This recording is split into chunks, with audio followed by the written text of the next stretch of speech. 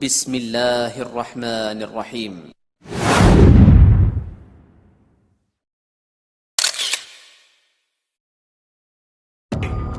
ابھی یوگی کو یہ لگتا ہو کہ راون سے بڑا یوگی نہیں رہنے والے کسی کی۔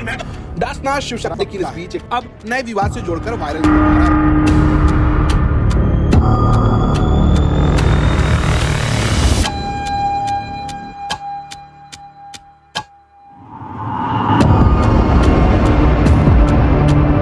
غازی آباد کے ڈاسنا دیوی مندر کے یتی نرسنہانند نے ایک بار پھر پیغمبر اسلام کی شان میں بدزبانی کرتے ہوئے بد اخلاق بد زبان ہونے کا ثبوت دیا ہے۔ اس نے 29 ستمبر کو غازی آباد میں بھاشن دیتے ہوئے نبی علیہ السلام پر بہت ہی برے الفاظ استعمال کرتے ہوئے بیان دیا، جس پر مسلم سماج کو اعتراض ہے، اور ہو بھی کیوں نہ۔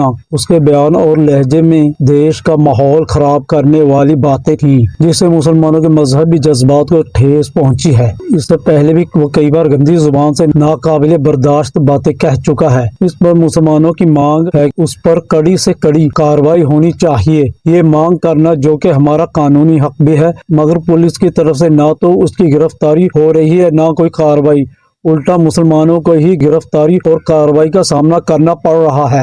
اس معاملے کو لے کر لوگ ڈاسنا دیوی مندر کے سامنے اکٹھے ہو گئے۔ یتی نرسنہانند کی گرفتاری کی مانگ کو لے کر اس کا پتلا پھونکا۔ لوگ قانونی دائرہ میں رہ کر جائز پروٹیسٹ کر رہے تھے۔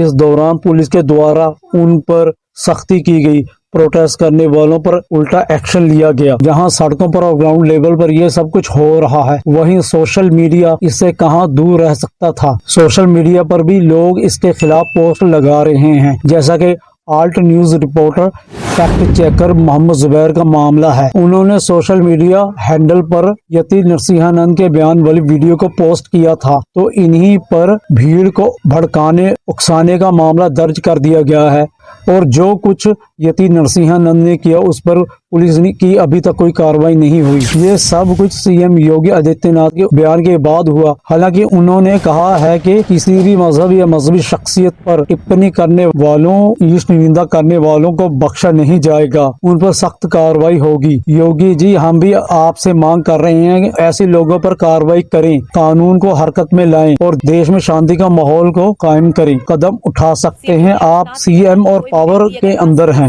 کھلواڑ کرے گا، مہاپرشوں، دیوی دیوتاؤں، سمپردائے آدی کی آستھا کے خلاف ابھد ٹپنی کرے گا تو اسے قانون کے دائرے میں لا کر کٹھورتا پوروک کارروائی کی جائے گی اور سزا دلائی جائے گی۔ لیکن سبھی مت مذہب سمپردائے کے لوگوں کو ایک دوسرے کا سمان بھی کرنا چاہیے۔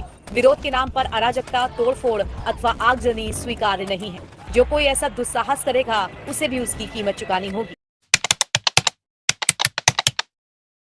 بھارتیہ دنڈ سنہتا کی دھارا 295 ایشنندا سے جڑا ایک قانون ہے۔ یہ قانون جان بوجھ کر اور دربھاوناپورن طریقے سے کسی ورگ کے دھرم یا دھارمک وشواسوں کا اپمان کرنے پر دنڈ کا پراودھان کرتا ہے۔ یہ قانون بھارت میں سبھی دھرموں کے خلاف ایشنندا کو پرتیبندھت کرتا ہے۔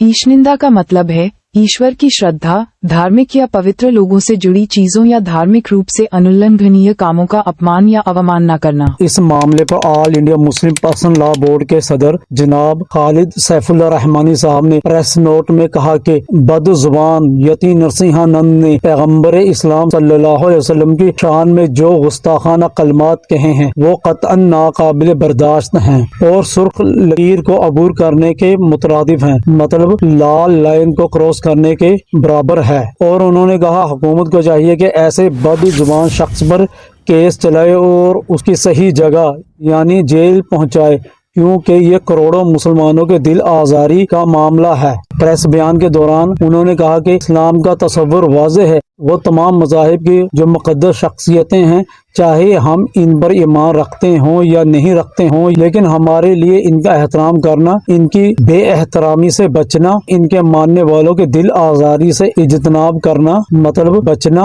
ضروری ہے۔ اسلام ایک خدا کا قائل ہے، وہ مورتی پوجا کا قائل نہیں، لیکن جن دیوی اور دیوتاؤں کو دوسری قومیں پوجتی ہیں، قرآن مجید میں ان کو برا بھلا کہنے سے منع فرمایا گیا ہے۔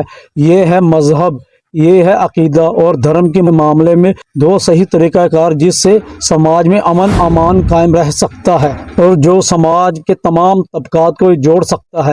مولانا رحمانی نے مسلمانوں سے اپیل کی کہ یہ ایک بےہودہ شخص کا بیان ہے، عام برادران وطن کی یہ سوچ نہیں ہے۔ ہمارے ملک میں ایسے برادران وطن آج بھی موجود ہیں اور پہلے بھی گزرے ہیں جنہوں نے حضور صلی اللہ علیہ وسلم کی شان حیات مطلب جیونی لکھی ہے، آپ کی شان میں نعتیہ کلام بھی کہا ہے۔ ہمارے سامنے گاندھی جی کی تعلیم موجود ہے، انہوں نے آپ کی زندگی کو آج کی انسانیت کے لیے آئیڈیل اور نمونہ قرار دیا ہے، اور انہوں نے کہا اس لیے اگر ایک بدزبان شخص اپنی زبان کی گندگی کو بے خدا گفتگو کے ذریعے ظاہر کرتا ہے تو یہ نہ سمجھنا چاہیے کہ تمام برادران وطن کی یہی سوچ ہے۔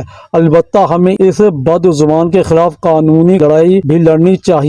حکومت سے مطالبہ کرنا چاہیے کہ وہ اس شخص کو قرار واقعی سزا دے اور ساتھ ہی ساتھ ہمیں حضور صلی اللہ علیہ وسلم کا صحیح تعارف ہر زبان میں برادران وطن تک پہنچانا چاہیے اور ملک کی ہر زبان میں حضور علیہ السلام کی سیرت، آپ کے اخلاق، آپ کی اعلیٰ تعلیمات، آپ کی انسانیت نوازی اور آپ کی زندگی گزارنے کا جو خوبصورت طریقہ بتایا ہے اس طریقے کا تعارف پیش کرنا چاہیے۔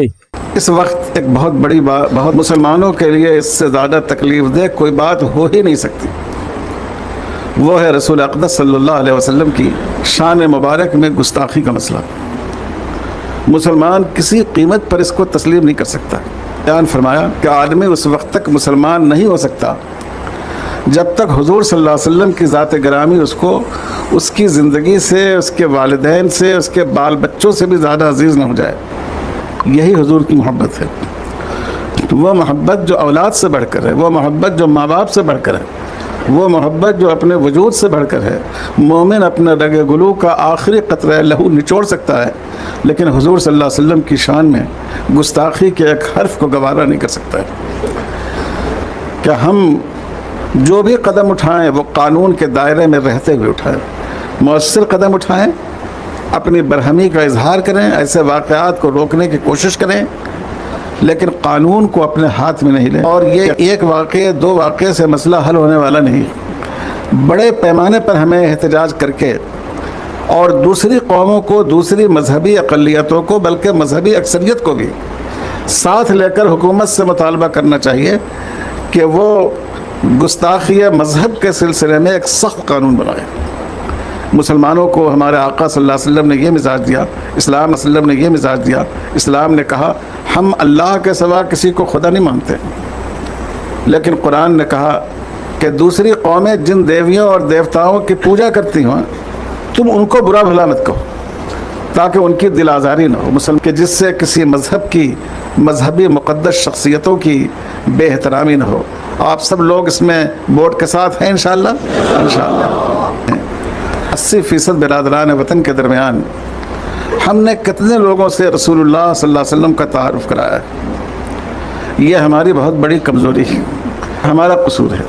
ہم نے اس ملک میں رہنے والوں کو رسول اللہ صلی اللہ علیہ وسلم کے اخلاق، آپ کی تعلیمات، آپ کی سیرت طیبہ، آپ کی انسانیت نوازی، حسن سلوک کی تعلیمات، آپ کا انصاف، آپ کا عدل، آپ کے ہاں مذاہب کا احترام، پیشوایان مذاہب کا احترام، ان پہلوؤں کو ہم لوگوں کے سامنے نہیں رکھ سکے۔ جب ہمیں توفیق ہوتی ہے کہ ہم اپنی مسجدوں میں اپنے محلے کے برادران وطن کو بلائیں کہ آج آپ ہماری مسجد میں تشریف لائیے۔ ہم نے لوگوں کو حضور سے آشنا کرنے کی، حضور کا تعارف ان میں کرانے کی کوشش نہیں کی۔